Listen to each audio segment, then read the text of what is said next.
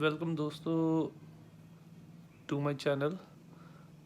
आज हम लोग इस वीडियो में डिस्कस करने जा रहे हैं कि if you are an interviewer, how you have to prepare for an interview.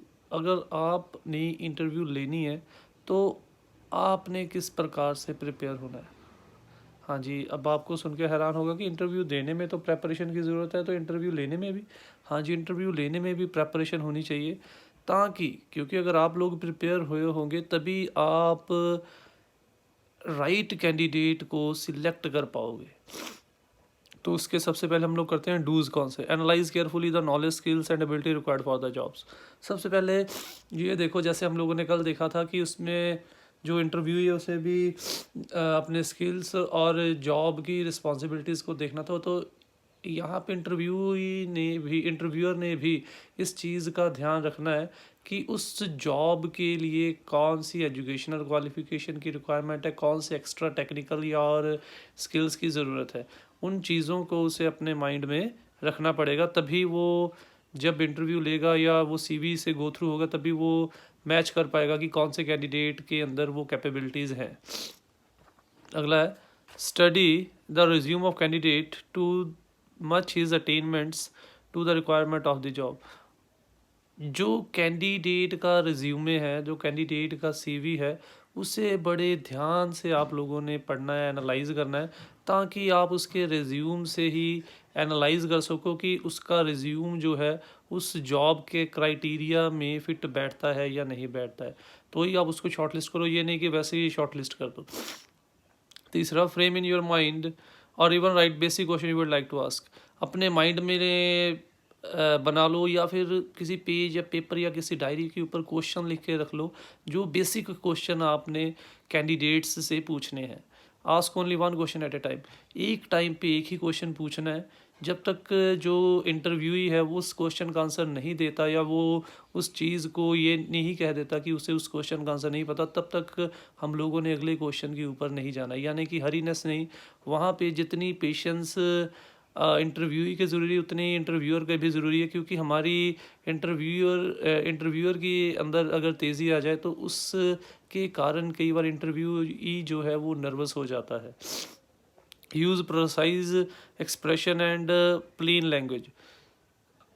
कोशिश ये करनी है कि सिंपल लैंग्वेज यूज़ करो और जितना इजीली, जितना एमिएबल तरीके से आप उस इंटरव्यू को ट्रीट कर सकते हो उस तरीके से उसको ट्रीट करो। Repeat the question if the candidate so desire, explaining to him clearly what you want to know. अगर कैंडिडेट को एक बार में क्वेश्चन नहीं समझ लगा है या किसी कारण उसे प्रॉपर उस क्वेश्चन की क्लैरिटी नहीं हुई है, तो अगर कैंडिडेट विश करता है तो आप लोगों को क्वेश्चन को रिपीट करने में कोई हिचकिचाहट नहीं होनी चाहिए। और ये भी नेगेटिव पॉइंट नहीं सोच लेना चाहिए कि उसे एक बार में नहीं पता चला तो उसको आप जॉब से रिजेक्ट कर दो। अगली है be patient, allowing time to the candidate to warm up and become interactive. एकदम से नहीं कि कैंडिडेट आया फटाफट इंटरव्यू लेनी शुरू कर दी। पेशेंस रखो, ताकि जो इंटरव्यू के रिगार्डिंग एनजाइटी है उसके अंदर, नर्वसनेस है इंटरव्यू के अंदर, वो कुछ सेकंड पहले 5-10 सेकंड में वो एनजाइटी जो है वो उसको काम कर सके और फिर आप उससे एक इंटरेक्शन शुरू करो। आगे देखिए, be courteous, polite and amiable but firm and professional. बड़ी अच्छे एटिकेट्स के साथ बात करनी है, बट अपने आपको विद इन प्रोफेशनल लिमिट्स रह के बात करनी है। किसी के पर्सनल लाइफ में हम लोगों ने किसी प्रकार की इन्वॉल्वमेंट नहीं करनी। Listen carefully with interest the responses of the candidate. जो भी कैंडिडेट या इंटरव्यू आपके क्वेश्चंस का या आपकी इंटरेक्शंस का रिस्पॉन्स दे रहा है उसे बड़ी केयरफुली लिसन करो। और क्यों केयरफुली लिसन करो? क्योंकि आप अगर केयरफुली लिसन करोगे तभी आप उसकी जो नॉलेज है या उसकी और क्वालिटीज़ को एनालाइज कर पाओगे। Listen carefully with the interest to, sorry ये तो हो गया। All in all try to understand what the candidate is and to find out what he knows. कोशिश ये करो कि कैंडिडेट की पर्सनैलिटी, कैंडिडेट की नॉलेज, कैंडिडेट की वर्बल और नॉन वर्बल, कैंडिडेट की जनरल अवेयरनेस और जो भी उसकी नॉलेज है उसको आप जितना एनालाइज कर सको इंटरव्यू के दौरान उतना एनालाइज कर लो। कौन सी चीज़ें नहीं करनी, don't ask a series of question लगातार। ये नहीं कि एक क्वेश्चन का भी आंसर दिया नहीं फटाफट अगला। ये नहीं है कि एक क्वेश्चन में उसको 4-5 सेकंड लग गए माइंड में सोचते हुए तो आपने फटाफट दूसरा क्वेश्चन फेंक दिया। Question one by one he ask करना है। जब तक सामने वाले से पॉजिटिव रिस्पांस या नेगेटिव रिस्पांस नहीं आता तब तक हम लोगों ने नेक्स्ट क्वेश्चन के ऊपर जाना नहीं है। उसके बाद है do not put the same question to different candidate. एक ही क्वेश्चन बार बार रिपीट नहीं करना हर कैंडिडेट को, क्योंकि हो सकता है कि बाहर जाके कैंडिडेट एक दूसरे से इंटरेक्शन करे, वहाँ पे जाके वो डिस्कस करे तुमसे क्या पूछा। तो अगर एक ही क्वेश्चन रिपीट होगा तो जिन कैंडिडेट्स की टर्म बाद में है they can prepare themselves for the answer of those questions. आगे है do not elicit unnecessary details. जो डिटेल्स आपकी जॉब की रिक्वायरमेंट के लिए ज़रूरी नहीं है उन डिटेल्स के बारे में आपको पूछने का कोई हक नहीं। उसकी पर्सनल लाइफ के बारे में हम लोगों को किसी प्रकार की कमेंटिंग या किसी प्रकार की नॉलेज लेने की कोई ज़रूरत नहीं है। Do not ask question to impress the candidate और डिस्प्ले योर नॉलेज। अपनी नॉलेज या अपने स्किल्स को डिस्प्ले करने नहीं आप वहाँ पे बैठे हो। इसीलिए हम लोगों ने पीछे पॉइंट पढ़ा था कि सिंपल और प्लेन लैंग्वेज यूज़ करनी है, ताकि वहाँ पे आप अपनी इंटरव्यू थोड़ी देने बैठे हो, अपने आप को थोड़ी डिस्प्ले करने बैठे हो। वहाँ पे आप कैंडिडेट की नॉलेज का जो डिस्प्ले है वो देखने बैठे हो और कैंडिडेट की सूटेबिलिटी को चेक करने बैठे हो। Do not ask highly personal question. किसी भी प्रकार का जो हाईली पर्सनल क्वेश्चन है जो हम लोगों की जॉब के साथ किसी प्रकार का उसका लिंक नहीं है, वो वैसे क्वेश्चन पूछने की हम लोगों को किसी प्रकार की भी आज़ादी नहीं है। Do not continue asking question on one aspect और a topic for a long time. एक ही टॉपिक या एक ही एस्पेक्ट के ऊपर ज़्यादा लंबे समय तक क्वेश्चन नहीं पूछना। कोशिश ये करनी हम लोग उसके जब क्वेश्चंस पूछे उसे हर एंगल से एनालाइज कर लें। Do not put any question when the candidate is answering a colleague.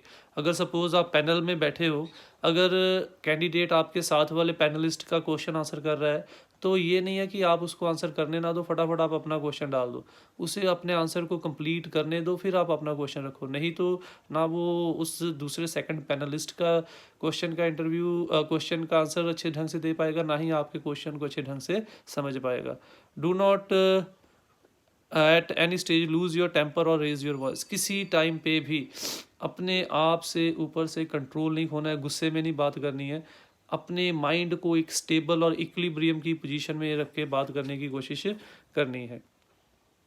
Do not become excited और इमोशनल ड्यूरिंग इंटरेक्शन। किसी प्रकार की भी इमोशनली चीज़ें जो है आपकी इंटरव्यू में नहीं होनी चाहिए। क्यों? Because it is related with our practical and professional life. तो जो चीज़ें हैं वो प्रोफेशनल ही वहाँ पे होनी चाहिए। डू नॉट यूज स्लैंग और अनकॉमन एब्रीवेशंस। जिन स्लैंग्स या जो एब्रीवेशंस आपको पता है कि वो कॉमनली यूज नहीं है, उन चीज़ों का आप अपने क्वेश्चंस के अंदर यूज़ ना करो, क्योंकि वो चीज़ें जो इंटरव्यूअर्स के माइंड में कन्फ्यूज़न और लैक ऑफ कॉन्फिडेंस पैदा कर सकती हैं। Do not permit the candidate to make flippant remarks. और कैंडिडेट को भी आपने लिमिट्स में रखना है, एमिएबल रखना है, फ्रेंडली बिहेव है, बट ये नहीं है कि वो आपकी पर्सनैलिटी के ऊपर कमेंट करना शुरू कर दे, आपकी बटरिंग करना शुरू कर दे। उसको विद इन दी लिमिट्स रखना है आप लोगों ने। Do not make any comments that make the candidate feel small और दैट मे हर्ट हिम। किसी प्रकार का ऐसा कोई कमेंट उसके कास्ट, उसके रिलीजन या और इसी प्रकार की किसी चीज़ के ऊपर नहीं करना जो उसको इन्फीरियरिटी कॉम्प्लेक्स दे या जो उसकी इमोशनल सेटअप को हर्ट कर दे। तो इस प्रकार से जो ये कुछ पॉइंट्स हैं जो इंटरव्यू लेते दौरान इंटरव्यूअर ने ध्यान में रखने हैं कि ये चीज़ें उसने नहीं करनी। और पहले हम लोगों ने किया वो पॉइंट्स जो हम लोगों ने इंटरव्यू लेते वक्त अपने माइंड में रखने की ये चीज़ें हम लोगों ने करनी है। For success in job interview adequate preparation is essential. You should analyse the knowledge and skills you possess, and also those would be useful for performing the required task. While attending the interview you be your usual self and remain cool and relaxed. तो एक किसी भी profession में हम लोगों को successful होने के लिए इंटरव्यू की प्रोसेस से गुजरना पड़ेगा। और इंटरव्यू की प्रोसेस में हम लोगों का सक्सेसफुल होना डिपेंड करता है कि मैं अपने आप को किस तरीके से एनालाइज करता हूँ, मैं अपने आप को उस जॉब की रिक्वायरमेंट्स के मुताबिक किस तरीके से देखता हूँ। यानी कि जो हम लोगों ने पहला पॉइंट किया था कल, एनालाइजिंग योरसेल्फ, अपने आप को इस तरीके से एनालाइज कर लो कि आपके अंदर कॉन्फिडेंस आ जाए भी जो क्वालिटीज़ जो रिक्वायरमेंट्स इस जॉब के अंदर चाहिए वो तो मेरे अंदर ऑलरेडी हैं। और उसके साथ साथ जब आप लोगों ने पहले से एनालाइज किया होगा, आप ऑटोमेटिकली रिलैक्स्ड और in balanced frame of mind होंगे। और अगर प्रेपरेशन नहीं एनालाइज नहीं किया, you can not be in a balanced frame of mind. आपके अंदर nervousness, confusion, lack of confidence कहीं ना कहीं आपकी बॉडी लैंग्वेज से ज़रूर झलक जाएगा। इसके बाद है the answer should be brief and to the point. कोशिश ये करनी है कि आपसे जो भी पूछा जाए टू द पॉइंट आंसर करना है। जितनी चीज़ पूछेगी उतनी बताना है, एक्स्ट्रा बताने की ज़रूरत नहीं है।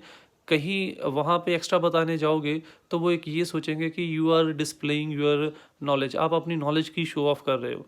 The bulk of time is spent in manners and speech, you should exhibit utmost courtesy. और बहुत जितने मैनरिज्म आपके अच्छे होंगे इंटरव्यू में, उतने ही आपका पॉजिटिव जो इफ़ेक्ट है या पॉजिटिव इम्प्रेशन है वो इंटरव्यूअर के ऊपर जाएगा। The bulk of time is spent on usually an interview begins with direct question. The bulk of time is spent on the discussion generated by open-ended questions. Toward the end, closed question are asked. तो वो कह रहा है कि ज़्यादातर interviews की शुरुआत एक जनरल क्वेश्चन से हो जाती है, introduce yourself, how are you, कैसे, तो ऐसे क्वेश्चन से शुरुआत हो जाती है। और ज़्यादातर डिस्कशन या डिबेट वहाँ पे होती है जहाँ पे आंसर ओपन एंडेड हो। जैसे ओपन एंडेड कैसे क्वेश्चन होते हैं जिनका यस भी आ सकता है, नो भी आ सकता है आंसर, तो वहाँ पे ही आर्गुमेंटेशन होती है। और धीरे धीरे करके वो ऐसे क्वेश्चन इसलिए पूछते हैं कि वो देखें कि आपके माइंड की रीजनिंग एबिलिटी क्या है। आपने यस कह दिया तो वो कहेंगे यस है तो कैसे है, मैं तो नो कहता हूँ। तो आप ओपन एंडेड क्वेश्चंस में आप जो भी पॉइंट रखोगे वो आपके उस पॉइंट के अगेंस्ट जाएंगे और आपने वहाँ पे उनके पॉइंट में हाँ नहीं मिलानी। It is the test of your reasoning ability. आपने ये बताना है कि अगर आप अपने आप को इस पॉइंट में ये मानते हो तो मैंने जो बताया, I have valid evidences to prove my point. तो इसी प्रकार से धीरे धीरे करके फिर क्लोज एंडेड जो टू द पॉइंट क्वेश्चंस हैं वो पूछना शुरू कर दिया जाता है। The purpose of interview is to seek information about the recording the about candidates aptitude, attitude, achievement, temperament and skill. This is done by observing and often recording the quality of responses in an evaluation sheet. तो basically interview का main purpose यही होता है कि आपकी all around analysis किया जाए। और इसके लिए वो लोग जनरली क्या करते हैं, एक क्राइटेरिया बना लेते हैं, एक शीट के ऊपर एक क्राइटेरिया बना लेते हैं। 2 नंबर आपकी ड्रेसिंग सेंस के, 2 number how you speak, 2 number आपकी बॉडी लैंग्वेज के, 5 नंबर आपके वे ऑफ स्पीकिंग, 5 नंबर आपकी एजुकेशन के। तो इस प्रकार से वो कोई ना कोई क्राइटेरिया सेट कर लेते हैं एक शीट के ऊपर, जिसके आधार पे आपकी उस जॉब के लिए सूटेबिलिटी को चेक किया जाता है। और इसमें आपकी ऑल अराउंड पर्सनैलिटी का एनालिसिस भी किया जाता है। इस चीज़ को आप अपने माइंड में रखो। Both verbal and non verbal qualities are analyzed in an interview. That is why prospective employees use other. However, merely good performance at an interview does not mean that one would get job. That is why prospective employee use instrument for evaluating the suitability of an applicant. If you are asked to conduct an interview, first put the candidates at ease. तो ये भी नहीं है कि कई बार ऐसा भी होता है आपकी इंटरव्यू अच्छी गई फिर भी आपको जॉब नहीं मिलती। तो उसके भी बहुत सारे रीज़न है। हो सकता है कि आपके मुताबिक आपकी इंटरव्यू अच्छी गई बट दूसरे कैंडिडेट की आपसे भी अच्छी चली गई। और इन केस आप इंटरव्यू ले रहे हो, आप ऐसा माहौल दो कैंडिडेट को कि उसके अंदर की जो एंजाइटी है, इंटरव्यू एंजाइटी है, इंटरव्यू कन्फ्यूज़न है, इंटरव्यू नर्वसनेस है, वो आप कम कर सको। और ताकि वो अपनी क्वालिटीज़ को ज़्यादा बेहतर ढंग से आपके सामने प्रेजेंट कर सके। Be always polite, courteous and amiable. Patience and ability to remain cool are the virtues of an interview. तो ये वो क्वालिटीज़ हैं जो एक इंटरव्यूअर होते हुए, जो हम लोगों ने पीछे भी एनालाइज़ की हैं डूज़ ऑफ एन इंटरव्यूअर के अंदर, तो ये क्वालिटीज़ आपने अपने अंदर रखनी है, क्योंकि ये ऐसी क्वालिटीज़ हैं जो आपके सामने बैठे कैंडिडेट को एक balanced frame of mind achieve करने में हेल्प करेंगे। जब वो बैलेंस्ड फ्रेम ऑफ माइंड में होगा तब वो इंटरव्यू में बेटर परफॉर्म करेगा, और तब आप बेहतर ढंग से उस बंदे की उस पर्टिकुलर जॉब के लिए सूटेबिलिटी को चेक या एनालाइज कर पाओगे। Your sole purpose should be to understand what the candidate is, to find out other virtues of an interview, what he knows, and match the information so gathered with the requirement of the job. When you interview a number of candidates for judgment after weighing the performance of the candidate, kind word do not cost much, yet they accomplish much. तो वो कहता है कि basically आप लोगों ने इस चीज़ का रिकॉर्ड रखना है अपने पास in the form of sheet ले लो या कोई और ऐसा मीडियम। अब तो वीडियो रिकॉर्डिंग्स हो जाती हैं, ताकि आपके पास कैंडिडेट्स ज़्यादा है तो आप उन चीज़ों को और बारीकी से एनालाइज करने के बाद उस कैंडिडेट की उस जॉब के साथ रिक्वायरमेंट की मैच करके आप एक बेस्ट फिट कैंडिडेट उस जॉब के लिए सिलेक्ट कर सको। और इसके लिए आप लोगों का, इंटरव्यूअर का काइंड, पोलाइट और कर्टियस होना बहुत ज़रूरी है, ताकि क्योंकि हम लोग जितना मर्ज़ी प्रिपेयर हों, हम लोगों के अंदर कहीं ना कहीं थोड़ी बहुत नर्वसनेस और थोड़ी बहुत एंजाइटी तो होती ही है। और वहीं पे अगर इंटरव्यूअर हमसे रूडली या बॉसीली तरीके से बात कर ले तो वहाँ पे वो नर्वसनेस बढ़ भी सकती है, चाहे जितनी मर्जी प्रेपरेशन। इसीलिए इंटरव्यूअर का बेहतर बिहेव हमारे अंदर के कॉन्फिडेंस को और बूस्ट अप कर देता है। अब है टेलीफोनिक इंटरव्यू, लास्ट पार्ट है हमारे सिलेबस का। Telephonic interview is an invention that change by definition of communication.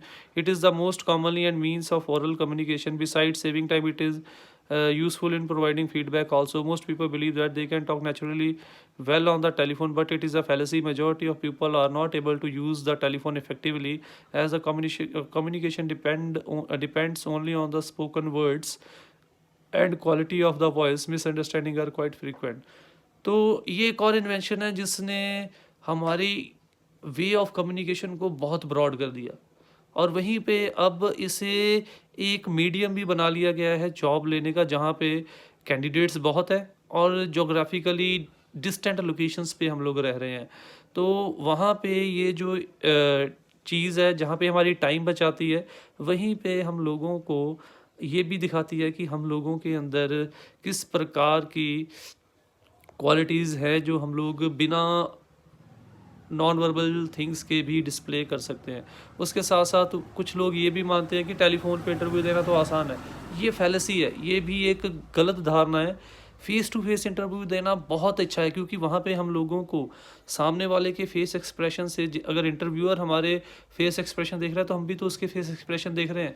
उसके फेस एक्सप्रेशन से अंदाज़ा हो जाता है whether that interviewer is interested in us or not, कि क्या उसे हमारे में इंटरेस्ट है या नहीं है। बट यहाँ पे हमारे पास ऐसा कोई क्ल्यू नहीं होता। और दूसरी साइड पे जो इंटरव्यूअर है उसके अंदर इतना ज़्यादा एक्सपीरियंस, इतनी ज़्यादा क्वालिटीज़ होती हैं कि वो हमारे बोलने के तरीके से ही हमारी सूटेबिलिटी को चेक कर देता है। और जब हम लोग फेस टू फेस है ही नहीं और कोई क्वालिटी है ही नहीं, जब वॉइस के बेस के ऊपर ये वहाँ पे कोई गलत शब्द बोला गया, हम लोगों के अंदर डिले हो गई, वो मिसअंडरस्टैंडिंग क्रिएट कर सकती हैं। और टेलीफोनिक इंटरव्यू में भी हम लोगों को कौन कौन सी चीज़ें ध्यान रखनी है, बी ब्रीफ, क्योंकि हम लोगों को पता है कि टेलीफोन लाइन के ऊपर कॉल करने के लिए पैसे पड़ते हैं। तो जितना हम लोग ज़्यादा करेंगे उतना कंपनी को पैसा ज़्यादा पड़ेगा, और उतना ही कंपनी वाले ये समझेंगे कि we do not value the importance of money and time. इसीलिए टू द पॉइंट ही आंसर करना है, ब्रीफली आंसर करना है, ताकि आप कंपनी के कॉस्ट ऑफ कॉलिंग को कम कर सको। दूसरा है बी कर्टियस।